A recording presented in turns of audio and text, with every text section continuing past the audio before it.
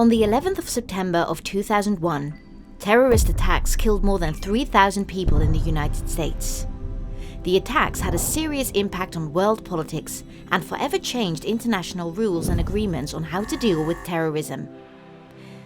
Ben and Priscilla, two students from the Zandvliet High School in The Hague, were very curious about the ongoing impact of the 9/11 attacks, 20 years after they took place. They decided to write their final high school thesis about the war on terror that was declared following the attacks.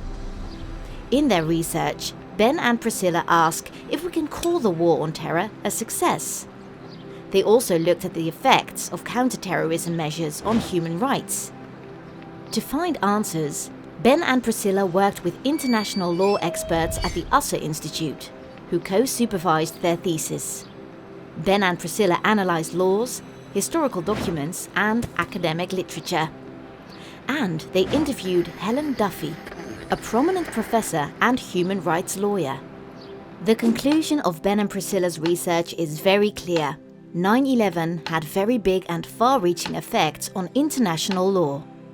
The war on terror led to a wide range of new laws in the US and in many other countries. But the research also shows that battling terrorism and the protection of human rights are sometimes difficult to combine. In the Guantanamo Bay detention camp, for instance, the United States has unlawfully detained and tortured people, often without giving them the opportunity of a fair trial. Their thesis warns us that during the war on terror, such human rights violations have actually become normal. But did the war on terror succeed in fighting terrorism? This might come as a surprise, but they have found statistical evidence which proves that in the past 20 years, terrorism has actually grown. The thesis concludes that, yes, 9/11 had an enormous impact on international law.